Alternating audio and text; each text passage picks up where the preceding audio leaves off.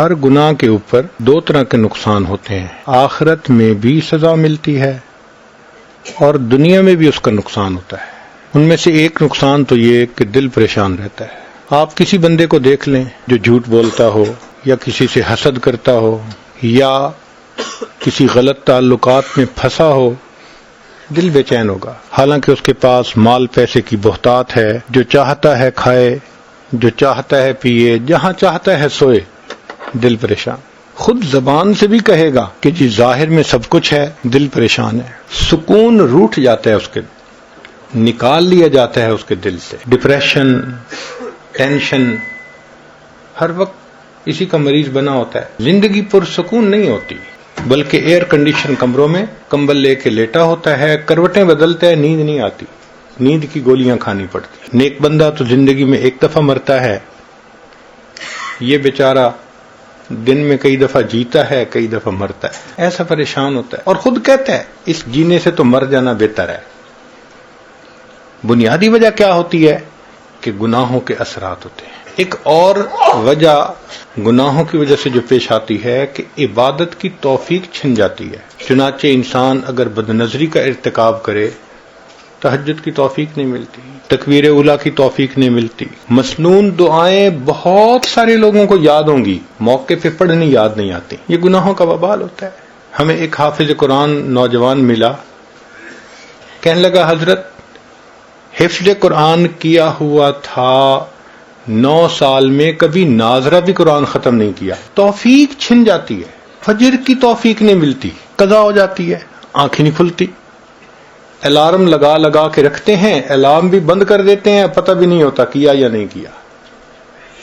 تو ایک گناہوں کا یہ بھی وبال کہ نیک عمل کی توفیق چھن جاتی ہے۔ دعا مانگنے کو دل نہیں کرتا، بس ہاتھ اٹھائیں گے اور آدھے منٹ کی دعا، بس رونا تو بڑی دور کی بات ہے، اللہ کے سامنے آنسو بہانا تو بڑی دور کی بات ہے، آنکھوں میں قحط سالی ہوتی ہے، بارش نہیں ہوتی، یہ گناہوں کا وبال ہوتا ہے۔ ایک یہ کہ بے برکتی ہوتی ہے زندگی میں، جو کام میں ہاتھ ڈالو وہی ادھورا، کوئی کام سمٹتا نظر نہیں آتا، ڈیل ہوتے ہوتے رہ جاتی ہے۔ وہ جی بڑے لوگ بچی کا رشتہ دیکھنے آتے ہیں، خوش ہو کے جاتے ہیں، دوبارہ رابطہ کوئی نہیں کرتا۔ وہ جی بچے کا کوئی بزنس کا سبب نہیں بن رہا، یوں لگتا ہے کہ اتنی محنت کے باوجود کام سمٹتا نظر نہیں آتا۔ تو اس کی وجہ کیا ہوتی ہے؟ بے برکتی ہوتی ہے، نہ وقت میں برکت، نہ صحت میں برکت۔ اب 22 سال کا نوجوان ہو اور شکایت کرے جی کہ مجھے لو بیک پین ہے، تو یہ بے برکتی کے سوا اور کیا ہے؟ 18 سال کا نوجوان، حضرت بیٹھتے ہوئے اٹھتا ہوں آنکھوں میں اندھیرا آ جاتا ہے، 18 سال کی عمر میں صحت میں برکت ہی نہیں رہی۔ تو نہ وقت میں برکت، نہ صحت میں برکت، نہ رزق میں برکت۔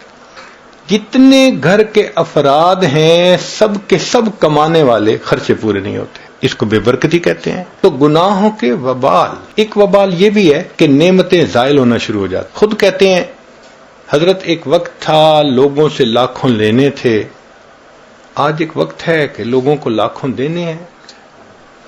ایک وقت تھا مٹی کو ہاتھ لگاتے تھے سونا بن جاتی تھی، آج سونے کو ہاتھ لگاتے ہیں مٹی بن جاتا ہے۔ کیوں ایسا ہوتا ہے؟ کہ جو پروردگار نعمتیں دینا جانتا ہے وہ پروردگار نعمتیں لینا بھی جانتا ہے۔ تو گناہوں کی وجہ سے اللہ نعمتیں واپس لے لیتے ہیں۔ تو آخرت میں تو جو سزا ملے گی وہ تو اپنی جگہ، دنیا میں ہی ان گناہوں کی وجہ سے مصیبتیں ہوتی ہیں انسان کے سر پر۔ اس لیے ان گناہوں کا ایک ہی حل ہے کہ انسان ان سے توبہ کر لے۔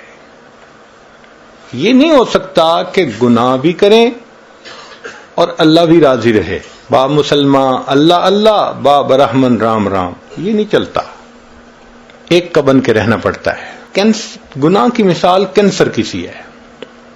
اگر جسم کے کسی حصے میں کینسر ہو، اس کا ایک ہی حل ہے کہ اس کو آپریٹ کر کے کاٹ دیا جائے، اس کے سوا دوسرا حل نہیں ہے۔ اگر نہیں کریں گے تو یہ کینسر پھیلے گا، موت کا سبب بن جائے گا۔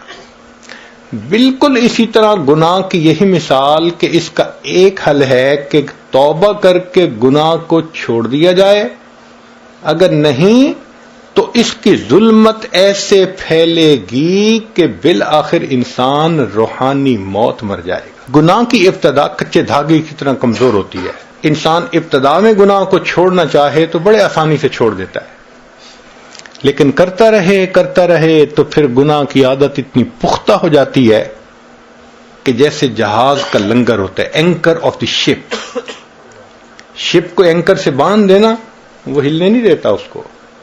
یہ گناہ کی عادت ایسے پختہ ہو جاتی ہے بندے کو پھر ہلنے نہیں دیتی۔ عطا ابن ابی رباح رحمۃ اللہ علیہ فرمایا کرتے تھے کہ اللہ رب العزت نے ایک مرتبہ مجھے الہام فرمایا، عطا میرے بندوں سے کہہ دو کہ جب تم گناہ کرنے لگتے ہو ان تمام دروازوں کو بند کر دیتے ہو جس سے مخلوق دیکھتی ہے، اس کو بند نہیں کرتے جس سے میں پروردگار دیکھتا ہوں۔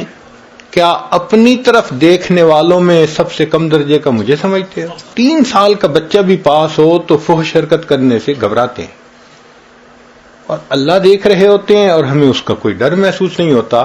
اس کا مطلب یہ کہ ہم نے اللہ کی اتنی بھی قدر نہ کی، اتنا بھی لحاظ نہ کیا۔ تو گناہوں کے اپنے اثرات ہیں۔ ہمارے ایک بزرگ فرمایا کرتے تھے کہ جو شخص علم اور ارادے سے گناہ کرنا چھوڑ دیتا ہے، اللہ تعالیٰ اس بندے کی دعاؤں کو رد کرنا چھوڑ دیتا ہے۔ پھر ایسا بندہ جب ہاتھ اٹھاتا ہے اللہ تعالیٰ اس کے ہاتھوں کی لاج رکھتے ہیں۔ مختلف چیزوں کی اپنی اپنی تاثیر ہوتی ہے۔ آگ گرم ہوتی ہے، برف ٹھنڈی ہوتی ہے، پانی گیلا کرتا ہے۔